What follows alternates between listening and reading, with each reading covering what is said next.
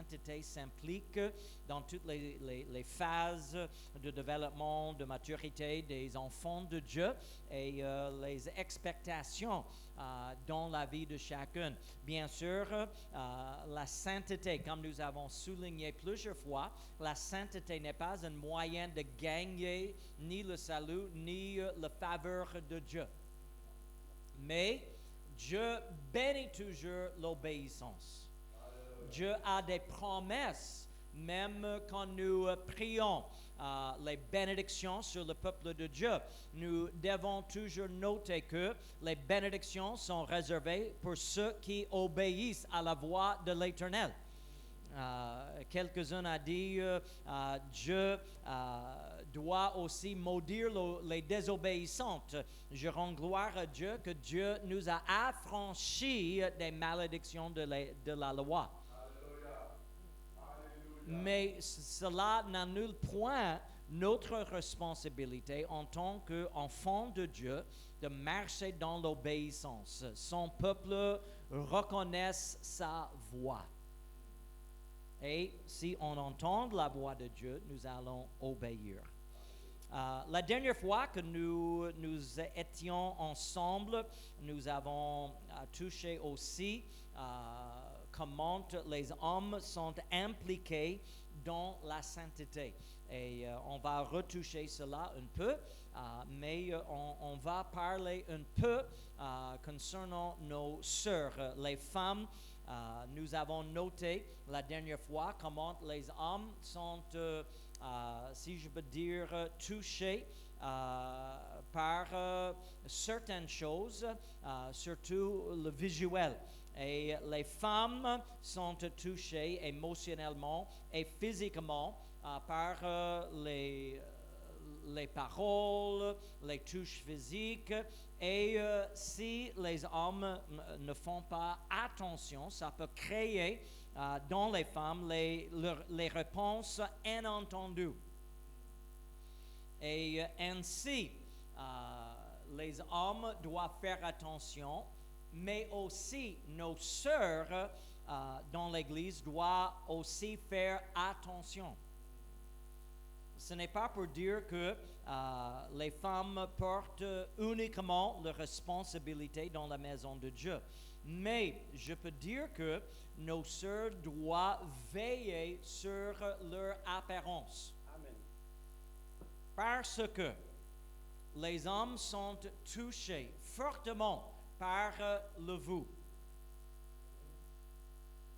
La plupart, si vous entendez au sujet de la chute d'un pasteur, ça peut tomber dans plusieurs catégories, mais les deux principes sont un problème avec l'argent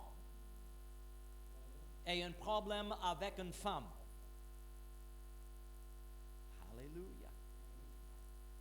Et c'est les grandes tentations, si je peux dire, avec les hommes.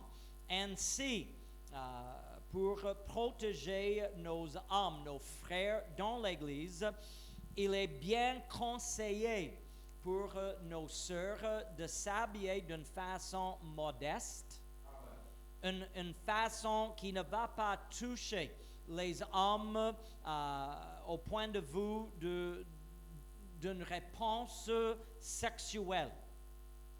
Et parfois, nous reconnaissons que les hommes et les femmes ne se comprennent pas. Cela veut dire, quand je parle ainsi, il y a toujours les sœurs qui disent que ce n'est pas ma faute. Ce n'est pas ma faute que un homme est attiré par mon apparence. Et c'est une épée de deux tranches. Oui, vous avez raison.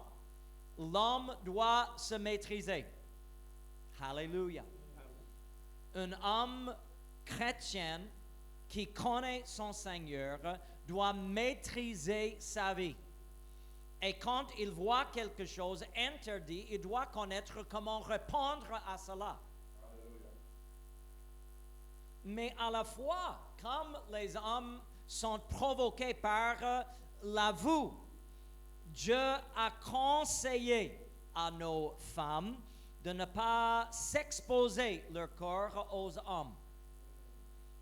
Peut-être il y a une femme qui ne comprend pas pourquoi un homme peut être attiré par ou séduit par une jambe, les cuisses, les seins, mais les mêmes femmes qui vont dire, oh, je ne comprends pas pourquoi un homme est ainsi. Si la même femme veut séduire un homme, comment est-ce qu'elle va le faire? Si nous sommes honnêtes aujourd'hui, elle va utiliser les habits. C'est pourquoi, si vous voulez comprendre un peu, il ne faut que regarder la tenue des prostituées, les femmes qui fréquentent les boîtes de nuit, les femmes qui aiment séduire les hommes. Et vous allez voir qu'il y a toujours les apparences évidentes. Pourquoi il veut et il aime séduire? Il veut attirer les regards des autres sur leur corps ou sur leur être. Ainsi, on peut dire que certaines femmes vont dire non, je ne comprends pas les hommes comme ça. Mais je vous assure, ils comprennent bien ce qu'ils font en séduisant les hommes. C'est pourquoi Dieu nous a donné les instructions. Et un obstacle à surmonter, je parle aux sœurs aujourd'hui, c'est de comprendre, de reconnaître que les instructions que Dieu a données dans sa parole au sujet de votre modestie ne sont pas une punition. Ce n'est point une punition, c'est une protection. Amen. C'est une protection. Dites à votre voisin, ce n'est pas une punition. C'est une protection. C'est pour vous protéger ainsi que les hommes.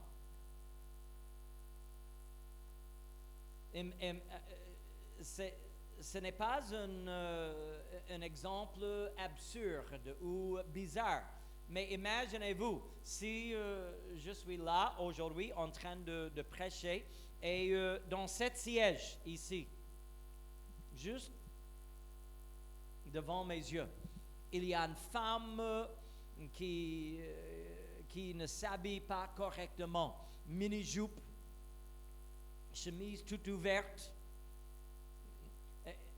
Je vous assure, même si je ne veux pas le faire, ça sera un problème.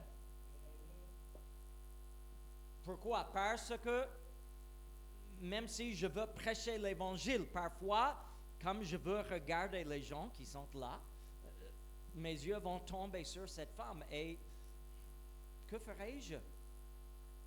Ce n'est pas pour dire que je suis tenté maintenant par la femme, mais ça créait, si je veux dire, un blocage spirituel dans la maison de Dieu. Ça peut créer les confusions. Ainsi, j'aimerais aussi vous poser une question. Quel est l'élément le plus difficile pour une femme de s'habiller correctement ou un homme de garder son cœur pur?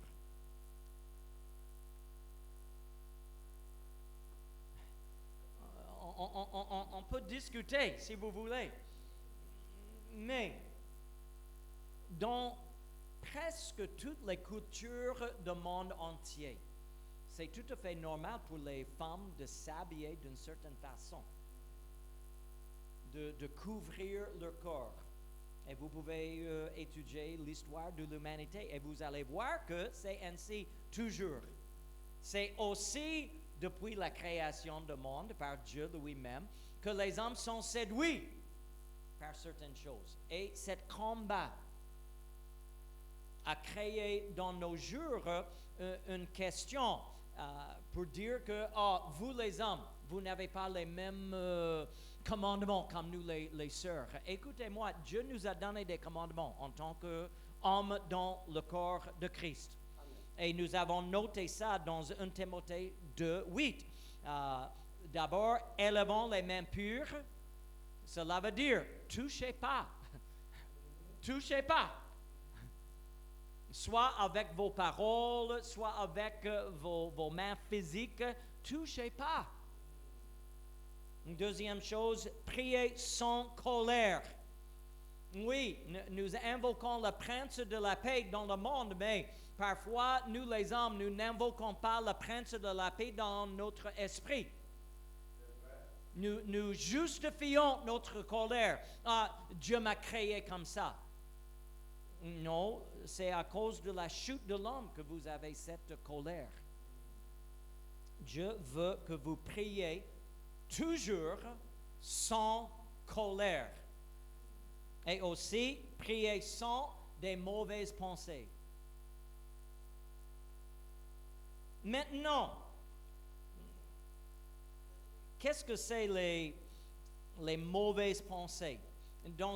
On peut dire que Dieu veut que nous prions, nous les hommes, prions avec des sentiments purs. Une intelligence qui n'est pas polluée avec les images de sexualité, les choses profanes, les choses sales de ce monde. Dieu veut que nos arrière-pensées, que nos attitudes qui sont contraires à l'amour disparaissent. C'est pourquoi encore Dieu a demandé aux femmes dans l'Église de manifester et de garder la modestie en apparence. Et il a appelé à nos frères à garder la modestie en action. Et j'aimerais lire un verset. Gardez la dernière pensée de 1 Timothée 2, 8. Ni mauvaise pensée. Gardez cela. Maintenant, nous allons lire Matthieu 5, 28. Mais moi, je vous dis, Jésus nous enseigne ici. Je vous dis que quiconque regarde une femme pour le convoiter, a déjà commis un adultère avec elle dans son cœur. Maintenant, Jésus s'adresse à un homme avec des mauvaises pensées. N'est-ce pas? Il dit que cette pensée est pareille à l'œuvre de l'adultère. Oui ou non? Est-ce que ça, c'est ce que Jésus a dit? Mais nous comprenons que un homme ne peut pas commettre l'adultère tout seul. Oui ou non? Cela veut dire, dans ses pensées, il est avec une femme. Amen. Amen. Oui ou non? Maintenant, pourquoi est-ce que dans ses pensées, il est avec une quelconque femme? Il y a deux raisons. Il a imaginé quelque chose qui n'existe pas. Oui ou non? Peut-être dans le marché, une femme a dit bonjour Richard. Et maintenant, l'homme croit que cette femme m'a salué elle-même. Bon, c'est dans son imagination. Il a imaginé quelque chose qui n'existe pas. Est-ce que c'est la faute de cette femme? Pas du tout. Mais maintenant, si une femme ne s'habille pas, je parle parmi l'Assemblée de Dieu. Bon, je ne peux pas contrôler ce qui se passe dehors. Mais dans l'Assemblée de Dieu, si une femme s'habille d'une façon pour séduire cet homme, et maintenant, cet homme qui est provoqué normalement, il est créé par Dieu pour être attiré par la vue. Et pour ceux qui sont mariés, vous devez être attirés par l'apparence de votre femme. Alléluia. Vous devez aimer le corps de votre femme. Alléluia. Amen. Je ne peux pas parler pour vous offenser, mais je dis que Dieu nous a créés ainsi. Maintenant, cet homme, il commence à commettre l'adultère dans son cœur. D'où viennent les mauvaises pensées? Maintenant, je dois faire attention parce que je ne veux pas dire que, comme certains nous disent, dans certains pays, dans certaines religions même, si une femme est violée, on dit toujours que c'est la faute de la femme. Je vous dis, si un homme viole une femme, c'est la faute de l'homme. Même si cette femme n'est pas bien habillée, l'homme doit se maîtriser. Est-ce que vous êtes d'accord avec moi? Je ne peux jamais dire que si un homme est violé dans les rues de Dakar et elle n'est pas bien habillée, c'est sa faute. Non, non, non. C'est l'homme qui a violé la femme. Vous êtes d'accord avec moi? Mais c'est sûr et certain que cette femme a provoqué certaines choses. Et l'homme qui n'est pas à mesure à se maîtriser, peut-être maintenant il est tenté. Mais au sein de l'Église, nous devons faire attention. Parce que nous ne voulons pas les adultères au milieu de nous. Et un homme ne peut pas le faire tout seul. Ainsi, un homme doit garder son cœur des mauvaises pensées. Et ce que l'homme voit va créer en lui. Souvenez-vous, nous avons discuté les yeux et l'importance de protéger nos yeux. Et ainsi, je vous demande aux sœurs chrétiennes d'aider les frères à garder leur cœur des mauvaises pensées.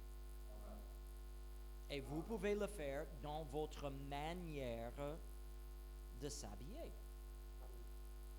Maintenant, c'est pourquoi nous pouvons interdire à la fois la pornographie. Parce que vous allez, et ça peut toucher les femmes aussi, mais vous êtes en train de commettre l'adultère dans votre cœur. Et la pornographie s'implique la nudité. Il n'y a pas de pornographie avec les femmes dans les habits propres, modestes. Non, non, non. Il y a toujours la nudité. Parce que ça va créer dans l'esprit de l'homme cette mauvaise pensée.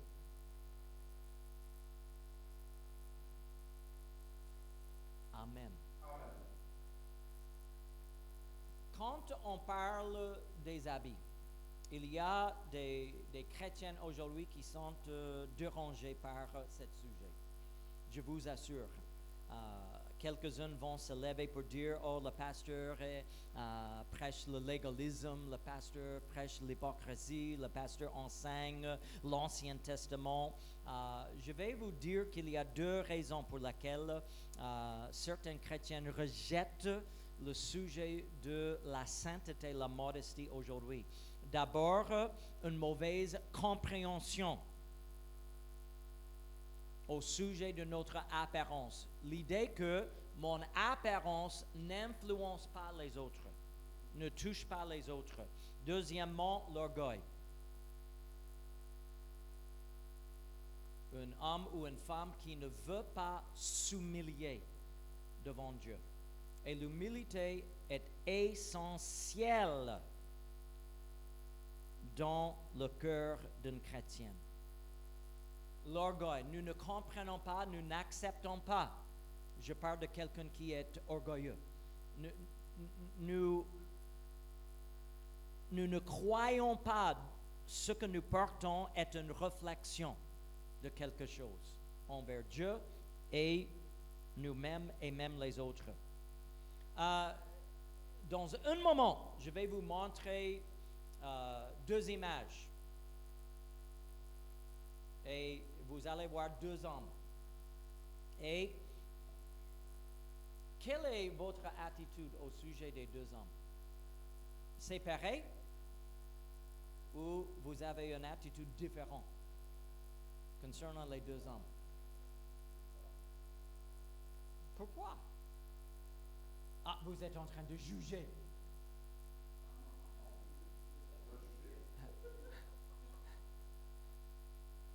Maintenant, je vous pose une question. Avec qui est-ce que vous allez vous confier 1 million francs CFA?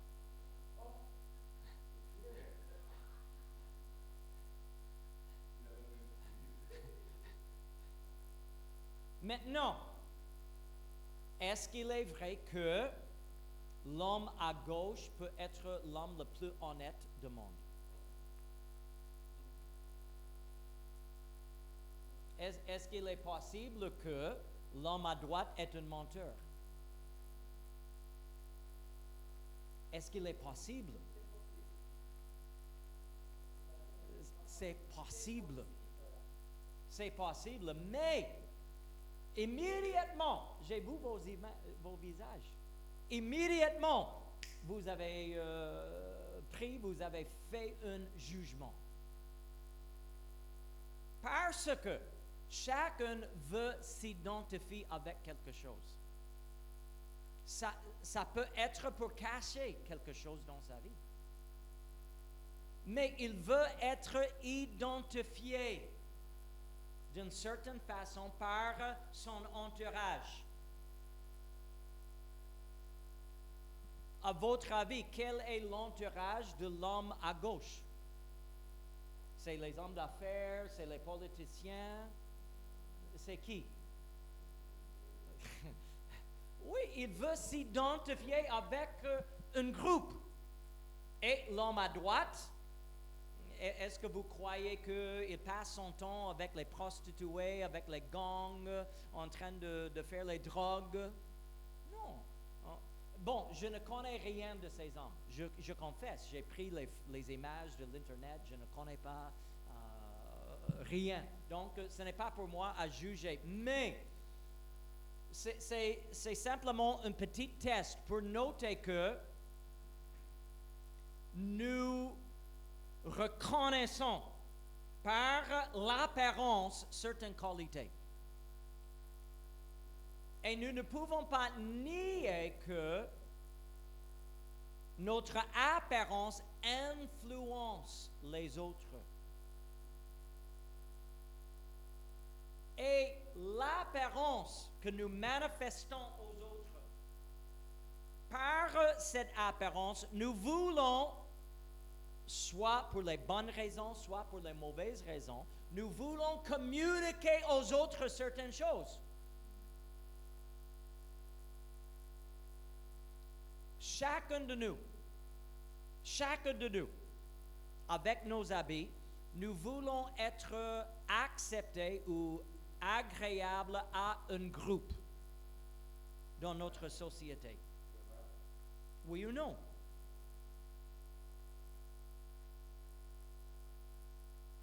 J'espère, quand vous vous préparez ou vous vous êtes préparé ce matin pour entrer dans la maison de Dieu, vous avez pensé un peu, qu'est-ce que je vais porter?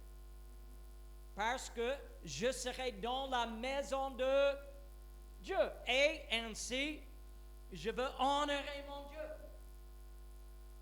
Et demain, si, comme c'est férié, et vous sortez pour faire le sport, est-ce que vous allez porter la même tenue? Non, parce que l'activité exige quelque chose. Et vous serez avec les hommes ou les femmes sportives. Et ainsi, si je porte cela pour faire le vélo, Les gens vont se moquer de moi. Maintenant, je vous pose simplement la question, oui ou non, est-ce que nous nous habillons pour être acceptables à un groupe? Oui. Nous voulons que certains, un quelconque groupe, qui que ce soit, nous regarde et nous accepte. C'est la vie. C'est la vie. Et les deux hommes devant vous sont un exemple de cela. Maintenant, quand quelqu'un refuse à accepter ce que je peux dire, les principes de modestie, de sainteté au sein de l'Église, probablement il y a 3 possibilités. D'abord, l'ignorance ou un manque de l'enseignement. Il y a les chrétiens qui n'ont jamais entendu dans leurs églises des enseignements au sujet de la sainteté. Ils ont entendu Dieu va vous donner beaucoup d'argent, Dieu va vous affranchir de tous vos problèmes, mais beaucoup de pasteurs ne mentionnent jamais ni le péché ni la modestie. Alléluia, gloire à Dieu, amen. Alléluia. Deuxièmement, un manque de maturité. Il y a des chrétiens qui aiment le Seigneur, mais ils n'ont jamais entendu parler de cela. Et une fois que la personne grandisse dans la grâce de Dieu, dans la connaissance de la parole et sous la direction de Dieu, ils vont petit à petit changer leur vie pour être en conformité avec la parole de Dieu. Troisièmement, amour de ce monde, la mondanité. Et ma prière est que Dieu nous aide à ne pas aimer le monde ni les choses qui sont dans le monde. Ma vie, mes activités ne sont jamais pour se plaire à ce monde. Souvenez-vous, ce que je viens de vous mentionner, nous nous habillons pour se plaire à quelque chose, à quelqu'un. Mais si nous nous habillons pour se plaire à ce monde, pour être en conformité avec le monde, que Dieu renouvelle votre intelligence par son Esprit Saint. Parce que nous serons haïs par le monde. Nous serons persécutés par ce monde. Nous serons même mis à mort par ce monde. Est-ce que la Bible le prophétise ou non? Maintenant, pourquoi est-ce que je veux être en conformité avec le même monde qui veut me tuer? En croyant que si je m'habille comme le monde ne va pas me persécuter. Non, vous serez persécutés, haïs par tout le monde à cause du nom de Jésus. Et vous avez un choix avec votre vie, interne, externe, de nier le Seigneur Jésus-Christ ou manifester la sainteté du Seigneur Jésus-Christ. Je souligne encore, et c'est très important, la sainteté n'est pas un moyen pour gagner le salut, mais c'est un fruit de salut. Maintenant, je vais vous donner quelques exemples et puis nous allons entrer dans les Écritures. Est-ce que l'Écriture souligne l'importance des habits? C'est sûr et certain. Je vous donne quelques exemples, vous pouvez rechercher les Écritures. D'abord, dans le jardin, la première réponse d'Adam et Ève après avoir péché est de couvrir leur corps. Ils avaient reconnu une honte dans leur vie à cause du péché. En note, je vais parler de cela plus tard aussi, mais ce que Adam et Ève avaient fait n'était pas conforme à ce que Dieu a voulu faire. leur standard, leur moyen de se couvrir n'était pas le même que Dieu a voulu. L'homme cherche toujours le minimum. Et quand Dieu est venu, il a dit, ce que vous avez essayé à faire n'est pas suffisant. Deux vérités de cela. L'homme et la femme reconnaissent le besoin de se couvrir leur nudité. Mais l'homme en soi-même ne va pas comprendre ce que Dieu veut. Deuxième exemple, et vous pouvez le rechercher, c'est avec Noé. Il a fait tomber ses deux fils dans le péché à cause de l'ivrognerie et sa nudité.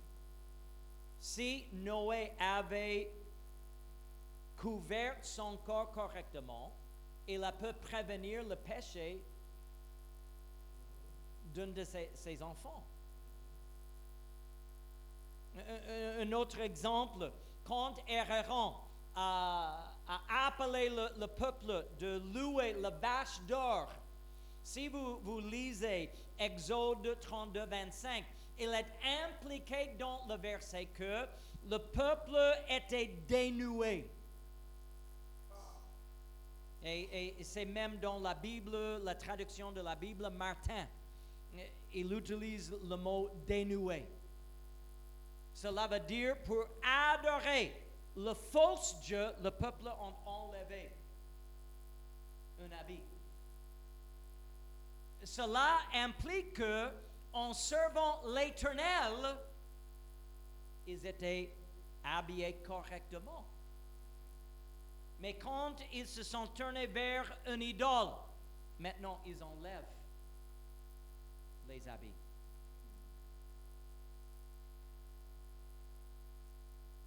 Dans le temple de Dieu et même le tabernacle de Dieu. Et encore, nous allons entrer plus tard dans les détails de cette leçon. Mais Dieu a enseigné tous les ministères de Dieu, tous les sacrificateurs de Dieu. Quand vous êtes dans la présence de Dieu, Dieu a prescrit une tenue pour couvrir tout le corps des hommes. Avec des pantalons, les chemises, tout cela, parce que vous êtes dans la présence de Dieu. Maintenant, je vous pose une question. Quand est-ce que vous êtes dans la présence de Dieu? Seulement dimanche? Non, 24 sur 24, 7 jours par semaine. Bien sûr, quand vous êtes chez vous, vous êtes en train de vous doucher. C'est presque impossible de le faire dans votre tenue. Je comprends.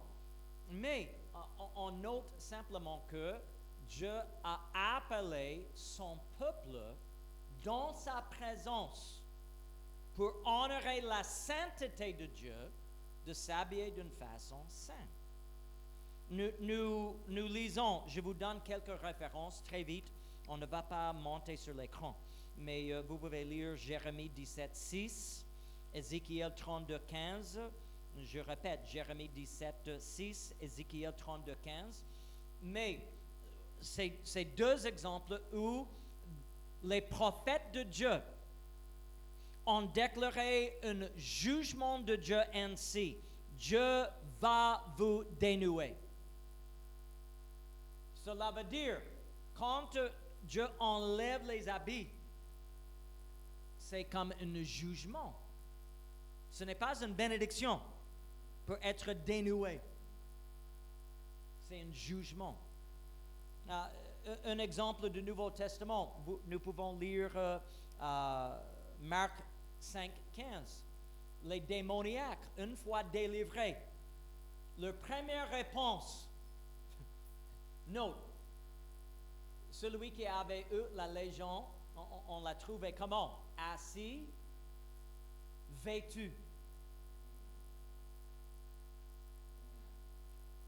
Cela veut dire, quand il avait le démon ou la légion, il n'est pas bien vêtu. La première réponse de cet homme,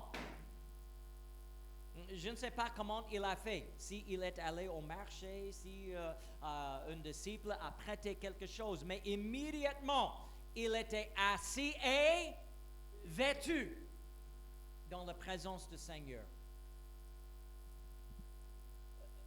Dans son bon sens. Bon, je ne veux pas entrer dans cette écriture quelque chose qui n'est pas là, mais il semble que le bon sens est bien lié avec être bien vêtu. Et quand nous voyons les fous dans la ville, une des premières choses qu'on note que il y en a qui sont toutes nues. J'ai vu ça partout dans l'Afrique. Et même, je me pose beaucoup de questions concernant l'Occident maintenant.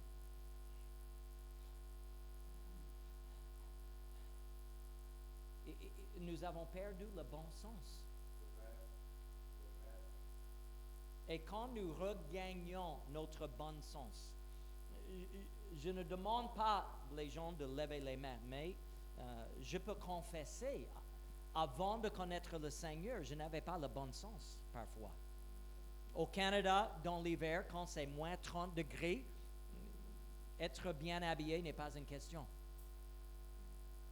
Vous allez porter beaucoup des habits, simplement pour sauver la vie. Mais je me souviens un moment dans ma vie, je dis littéralement, c'est peut-être 2 mois, 3 mois après être baptisé au nom de Jésus, je viens de recevoir le Saint-Esprit et je suis sorti et j'ai rencontré quelques hommes, quelques femmes de l'Église et mon tenue n'est pas bon, je confesse. Et immédiatement, quand j'ai vu les frères et les sœurs, dans mon cœur, j'étais convaincu, j'étais touché et j'ai entendu Dieu. Regarde-toi.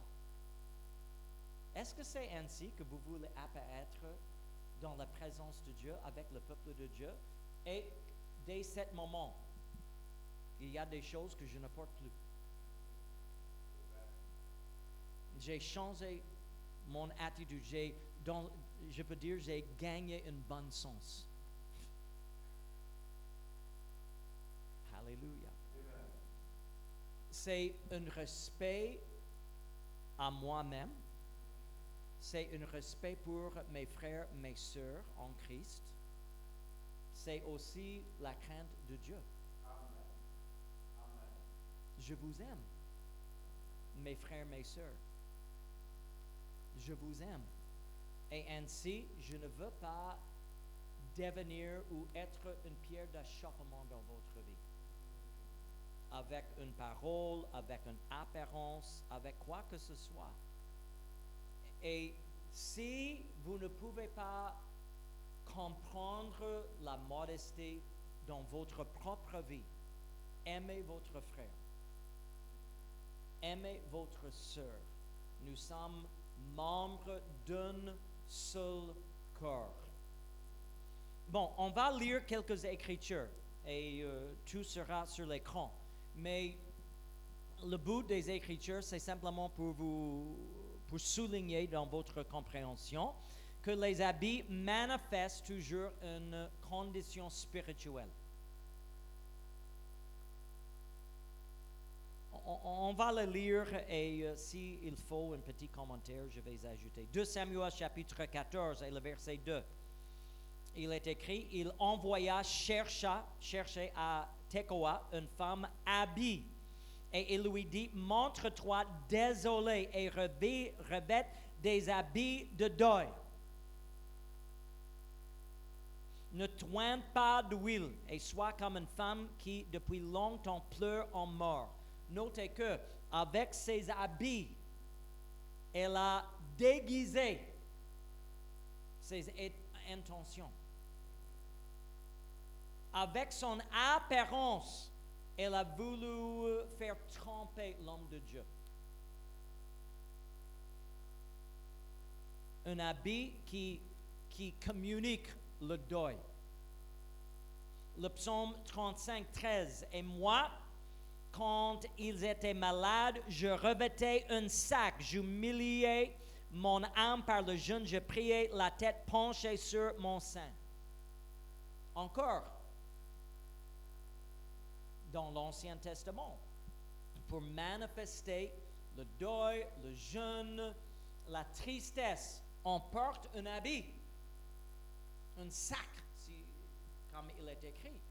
Ainsi, les gens vont reconnaître votre état spirituel. Il ne doit pas poser les questions, quel est le problème? Non, votre habit communique votre état spirituel, votre état émotionnel.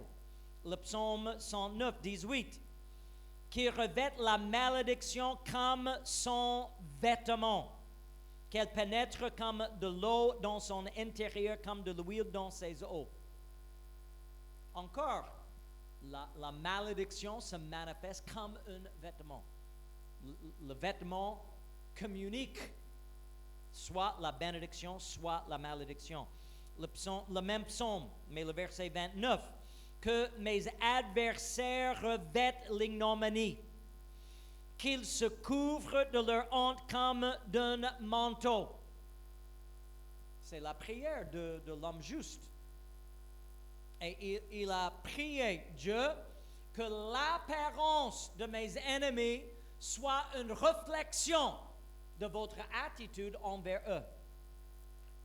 Ézéchiel chapitre 7, le verset 27. Le roi se désole, le prince s'épouvante, les mains du peuple de pays sont tremblantes. Je les traiterai selon leur voie, je les jugerai comme ils le méritent et ils sauront que je suis l'Éternel.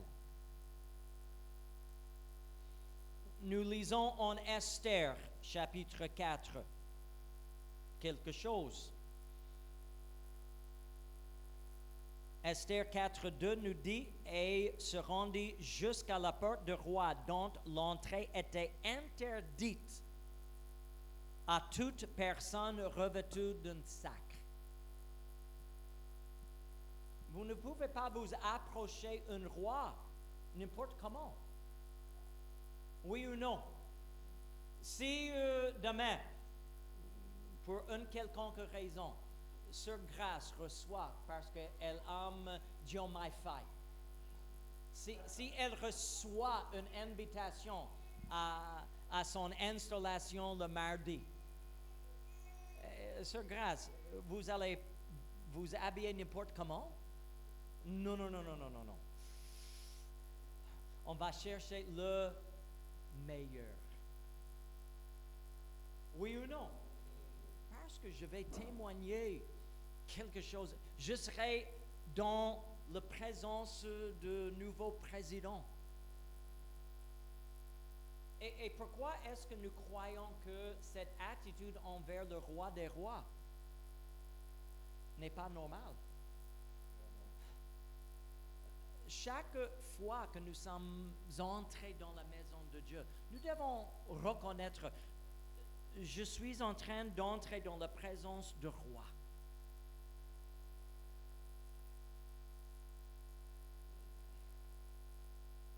J'ai un avis et je comprends que selon les moyens, ce n'est pas toujours possible, mais nous devons donner à notre Dieu notre meilleur. Quoi que ce soit. Et quand nous entrons dans la présence du roi, nous devons le reconnaître comme un Dieu saint, un Dieu grand, un Dieu à craindre. Et ainsi, mon attitude envers moi-même en s'approchant de mon Dieu va indiquer aux autres si je suis sérieux. On note quelque chose. Matthieu 22, 11. Oui, les implications sont éternelles, mais c'est une parabole, c'est une comparaison pour nous enseigner une leçon. Le roi entra pour voir ce qui était à table et il aperçut là un homme qui n'avait pas revêtu un habit de noces. Ah, vous êtes là pour célébrer, mais votre apparence vous déçut. Votre apparence vous trahit. Vous n'êtes pas habillé comme quelqu'un digne d'être aux noces. Encore, je comprends que Jésus a voulu parler de nouvelle naissance. Il a voulu parler de notre vie couverte de la justice de Dieu, lavée par le sang de Jésus-Christ, etc. Je comprends. Je ne veux pas faire dire cette écriture quelque chose qui n'est pas là, mais cela implique que si nous sommes dans la présence du roi, il faut honorer le roi avec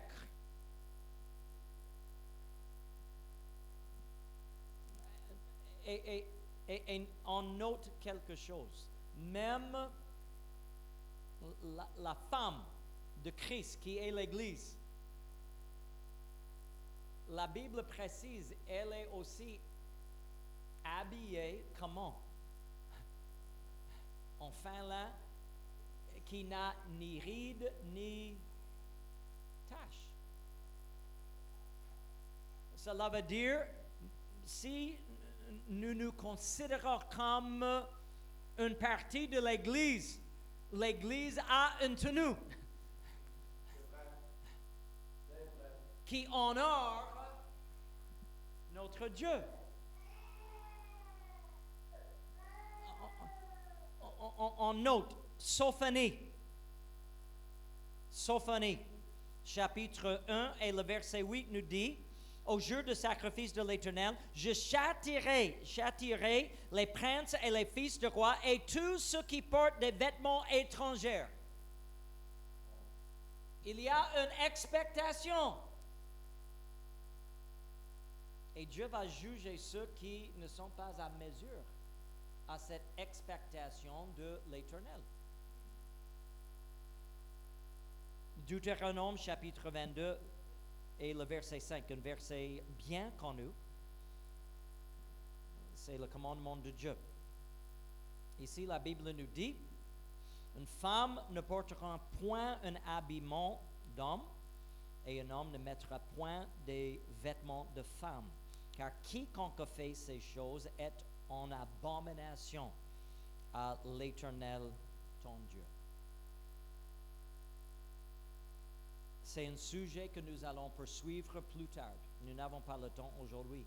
Mais le mot-clé dans cet verset pour comprendre, parce que j'entends très souvent les gens qui disent, bon, dans le même chapitre, il est interdit de faire ceci et cela. Est-ce que vous voulez dire que nous, les chrétiens, nous ne pouvons pas faire toutes les choses qui sont dans Deutéronome 22, 5? Le mot-clé ici, c'est abomination. Les autres choses qui se trouvent en Deutéronome 22, le verset 5, le chapitre Deutéronome 22, la majorité ne sont pas des abominations. Qu'est-ce qu'une abomination? Est-ce que vous comprenez ce mot? Ce mot, c'est comme une horreur. Sacrilège. Oui, j'ai étudié ce mot dans les racines de langage. Et un sens de cela, c'est quelque chose qui fait vomir Dieu. Et souvenez-vous dans l'Apocalypse, Jésus a déclaré, je préfère que vous soyez chaud ou froid, parce que sinon,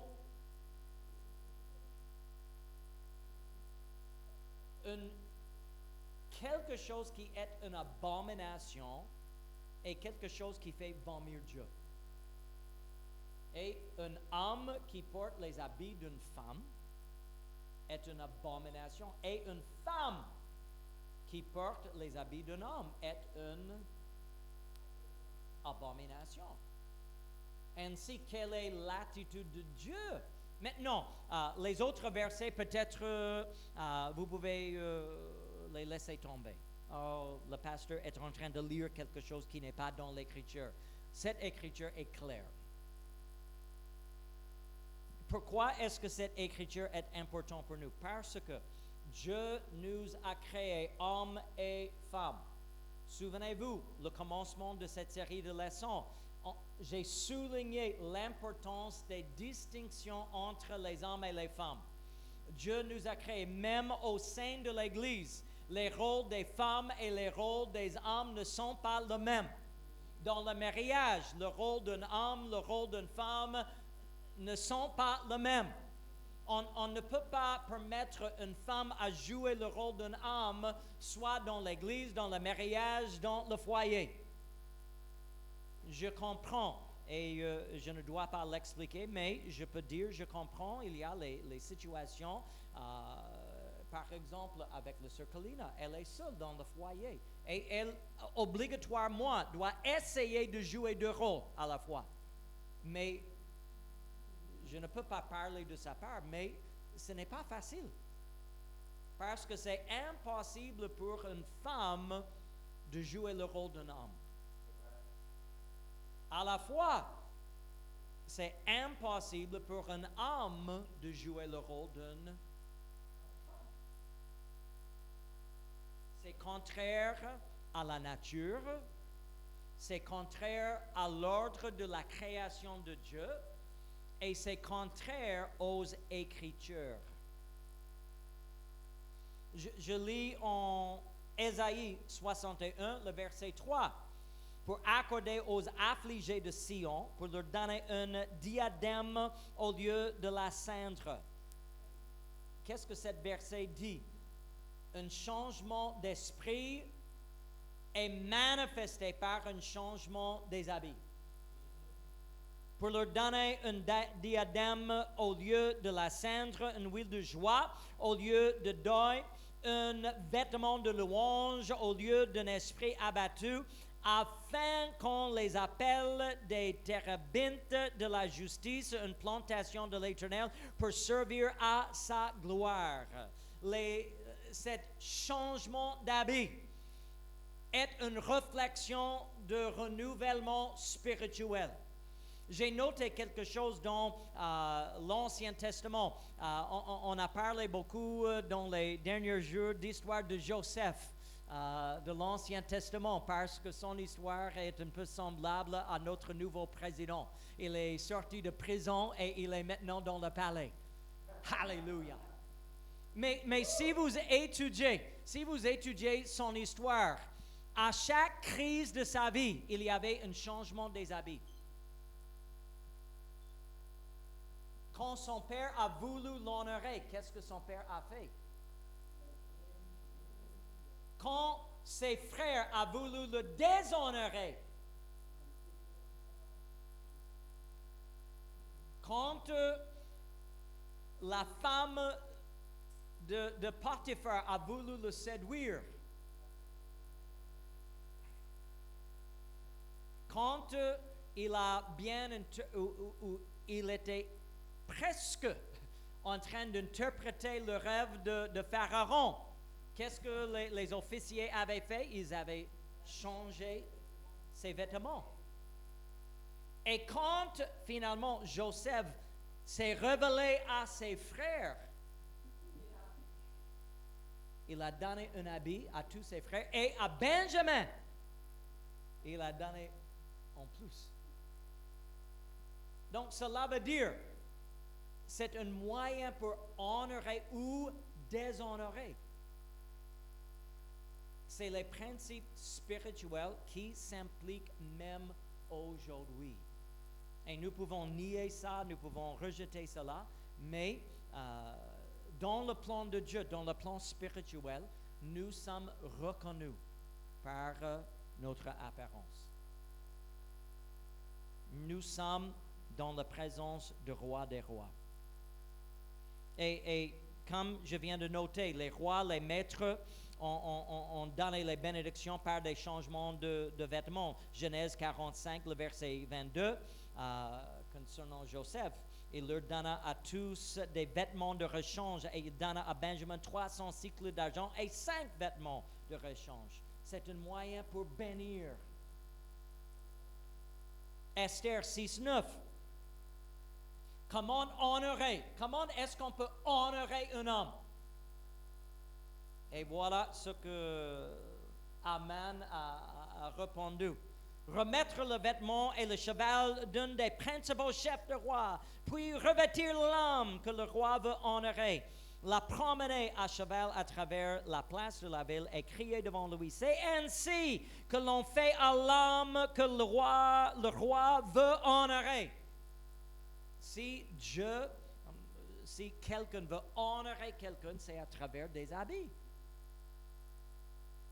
Esther 8:15. Mordechai sortit de chez le roi avec un vêtement royal bleu et blanc, une grande couronne d'or et un manteau de byssus et de pourpre.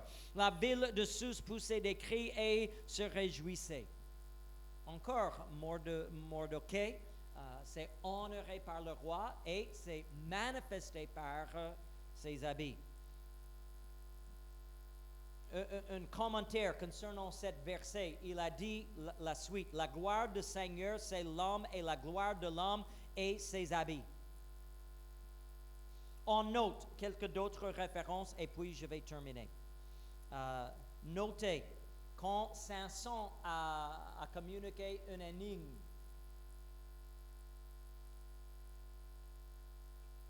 si quelqu'un a pu interpréter cette énigme, le prix est 30 chemises et 30 vêtements de rechange. Cela veut dire, si quelqu'un veut honorer quelqu'un, c'est avec les habits. Achan, souvenez-vous son histoire? Il était tenté par quoi? Un beau manteau de chenillard et aussi l'or et l'argent. Naaman offert 2 habits de rechange, aussi l'argent au prophète.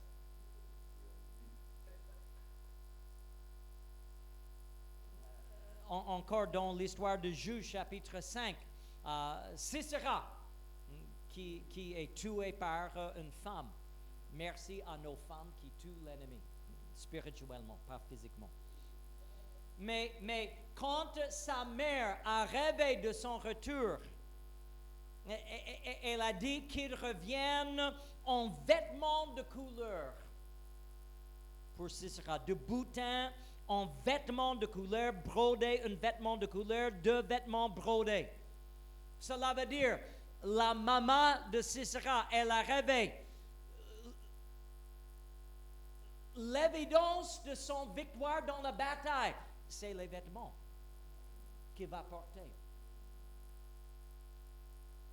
Encore, le roi Belchazzar, pour interpréter son rêve, il a promis un habit de pourpre à celui qui peut interpréter le rêve. Qu'est-ce que cela veut dire? Cela veut dire, avec nos habits, nous pouvons être honorés ou déshonorés. Avec nos habits, nous-mêmes, nous pouvons honorer ou déshonorer.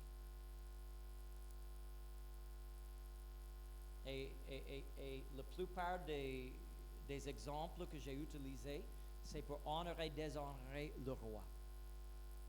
Qui est notre roi aujourd'hui? Ce n'est pas moi, je ne suis pas votre roi. Mais nous avons un roi et nous avons un Seigneur. Et est-ce que nous voulons l'honorer? Et est-ce que nous voulons être honorés par lui? Alléluia. Bien sûr, ce que j'ai utilisé la plupart sont des écritures de l'Ancien Testament. Mais la vérité est pour nous aujourd'hui. Car la Bible dit, je vais terminer ici, s'il y a des questions, on a quelques petites minutes, mais dans l'époque où nous vivons aujourd'hui, où tout le monde, même dans le christianisme, tout le monde fait ce qu'il veut, sans ordre, sans pensée, sans conscience. Romains chapitre 12 et le verset 2 nous donne un conseil très important. Ne vous conformez pas au siècle présent, mais soyez transformés par le renouvellement de l'intelligence, afin que vous discerniez. Cela veut dire la volonté de Dieu n'est pas toujours évidente.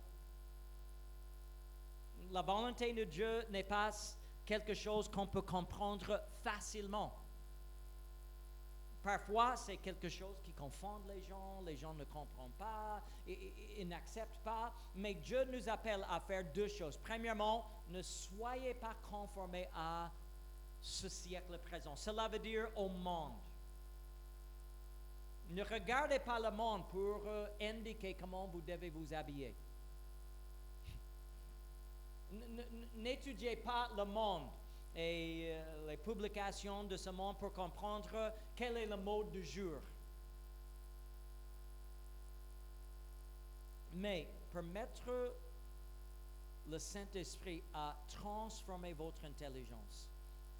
Quand on parle de l'intelligence, on précise votre moyen de penser à certains sujets. Comment vous vous approchez à certains sujets. Je peux dire, j'ai parlé de mon expérience après être né de nouveau. Dieu a changé mon manière de penser. Au lieu de penser à ce qui est convenable, ce qui est facile à porter, ce qui me plaît, j'ai pensé à mes frères et mes sœurs en Christ. Et je me suis décidé, je veux honorer mes frères, mes sœurs en Christ plus que ce qui est convenable à moi. Mon intelligence a été renouvelée. Et je me suis décidé, je ne peux jamais me plaire à ce monde. Écoutez-moi, si vous êtes une chrétienne véritable aujourd'hui, le monde ne vous aime point. Bonjour, allô, vous êtes là? Je dis un mensonge ou je dis la vérité? Si vous êtes une véritable chrétienne aujourd'hui, Ézéchiel, le monde ne va pas vous aimer. Ainsi, pourquoi je dois me poser la question, est-ce que je veux être conforme à ce monde qui ne m'aime pas? Agréable à ce monde qui ne m'aime pas? Parce que le jour viendra, je ne sais pas à quel moment, mais nous pouvons être persécutés. Je vous donne, j'étais étonné. Le président des États-Unis, le vendredi, il a déclaré qu'aujourd'hui, c'est quoi? Aujourd'hui, c'est quoi? Dans le monde entier, la Pâque. Pour tous les chrétiens, c'est la journée peut-être le plus sainte de notre calendrier. Vous êtes d'accord avec moi?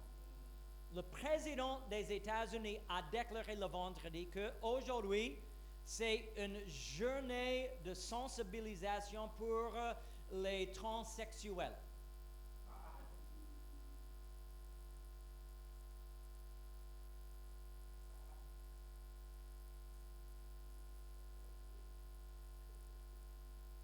La Maison Blanche a publié ça. Je ne montre pas. Vous pouvez rechercher si vous voulez. Et le président lui-même a signé pour dire qu'aujourd'hui, qui est pour tous les chrétiens la Pâque, nous allons célébrer la résurrection du Seigneur Jésus-Christ. Et il a dit aujourd'hui, nous devons nous sensibiliser au sujet des transsexuels. Écoutez-moi, le monde ne nous aime pas. À la fois, il a interdit si vous connaissez les coutumes occidentaux, on partage des chocolats aujourd'hui et d'autres choses. Et il a interdit tout symbole chrétien dans la Maison Blanche aujourd'hui. Et il est un soi-disant catholique. Mais au lieu de reconnaître aujourd'hui comme la Pâque, la résurrection de Jésus, il a préféré honorer les trans, les homosexuels, les gens, bon, je ne veux pas dire certains mots. Écoutez-moi, le monde ne nous aime pas. Écoutez-moi, Junior, le monde ne vous aime pas. Quand vous confessez que j'aime le Seigneur Jésus, le monde est devenu votre ennemi.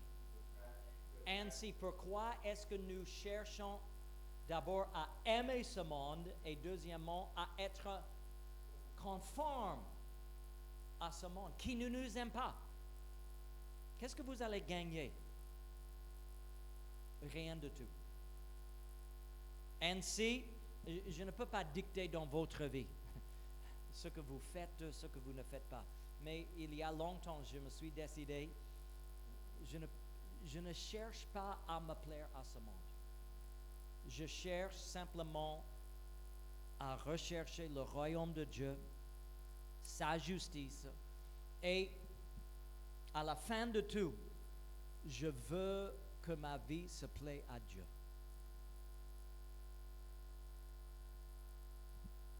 Bon, je termine ici.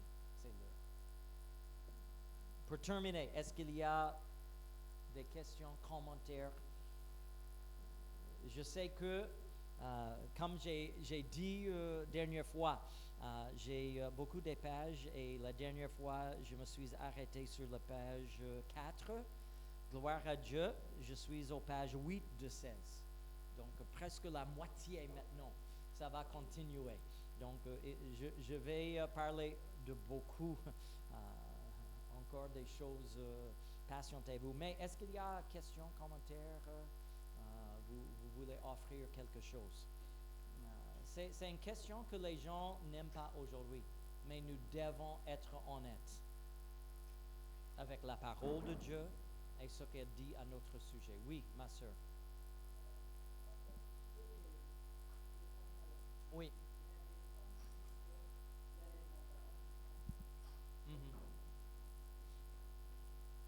Bon, c'est un sujet que je vais m'adresser. C'est sûr et certain que à cause de la manière par laquelle Dieu nous a créés, une femme ne peut pas porter les pantalons d'un homme. Son corps n'est pas le même qu'un homme. Oui ou non? Donc cela veut dire, même pour porter un pantalon, on doit changer ça. On doit changer ça pour que la femme puisse le porter. C'est d'abord une reconnaissance que les femmes et les hommes ne sont pas les mêmes. Il y a des différences dans leur être, la manière par laquelle Dieu les a créés. C'est la première chose. La deuxième chose, c'est que dans le sujet de la modestie, un élément de cela, et on va toucher ça, bien sûr, dans les semaines à venir. Mais un élément de la modestie, je peux dire la même chose avec les habits trop serrés par les femmes.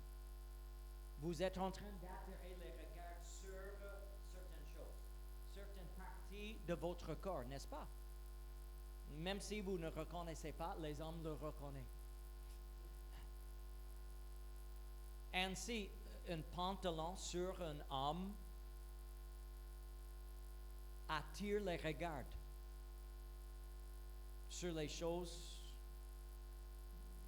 que les hommes ne doivent pas fixer les regards, sur lesquelles les hommes ne doivent pas fixer leurs regards.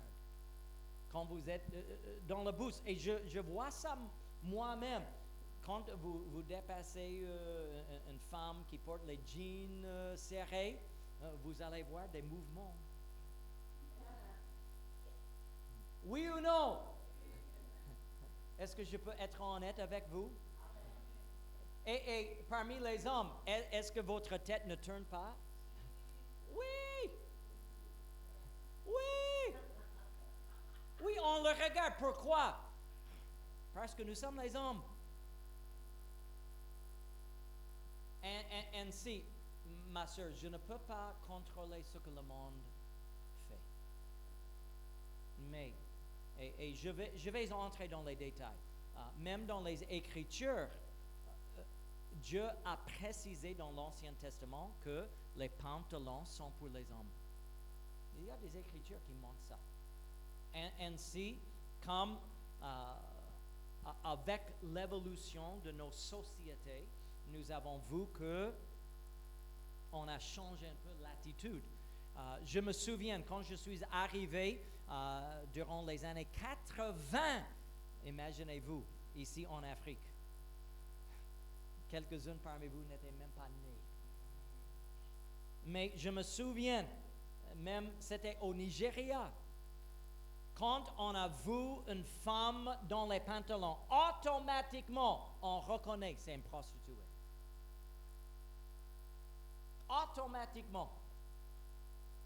Parce qu'une femme propre, une femme digne, une femme qui se connaisse et se reconnaisse et qui veut se protéger ne va jamais porter ça. Il y a une identification. Oui, c'est sûr que avec l'évolution du temps, les attitudes ont changé. Mais est-ce que Jésus a changé? Est-ce que les Écritures ont changé? Est-ce que Deutéronome 22:5 a changé? Est-ce que le désir de Dieu de distinguer les hommes et les femmes a changé? Non. Et nous devons faire attention. Oui, peut-être pour quelques-uns, c'est une toute petite chose. Ah, pasteur, c'est pas la peine de parler de cela. Mais on dit parfois en anglais, le diable est dans les détails. C'est même dans les petites choses. C'est les petites renardes qui gâtent les vignes. Donc, pour moi, un pantalon, ça c'est uniquement pour les hommes. Et les femmes doivent porter quelque chose qui est approprié et modeste. Et la couture et le temps nous a enseigné que les robes, les jupes, les habits semblables sont féminins et d'autres habits sont masculins. Ainsi, on garde toujours les distinctions entre les hommes et les femmes. Oui, il est vrai que nous avons même les sœurs qui portent une culotte ou quelque chose, mais ils le couvrent avec une jupe ou une robe. C'est pour garder la modestie dans le cas où ils travaillent ou ils font quelque chose. Je reconnais que dans certains cas, oui, c'est mieux de se protéger. Mais on ne peut pas utiliser ça comme une excuse parce que nous connaissons nos parents. Ils ont pu faire n'importe quoi sans compromettre les principes. Oui ou non? Oui. Mais nous croyons que nous vivons un autre temps. Oui, nous vivons un autre temps. Nous vivons les derniers temps. Donc, il faut faire attention. Que Dieu vous bénisse, que Dieu vous fortifie, que Dieu soit avec nous dans le reste de notre journée. Amen. Levez-vous dans la maison de Dieu et nous allons prier pour que Dieu nous touche, Dieu nous aide, Dieu nous fortifie et Dieu accomplisse au milieu.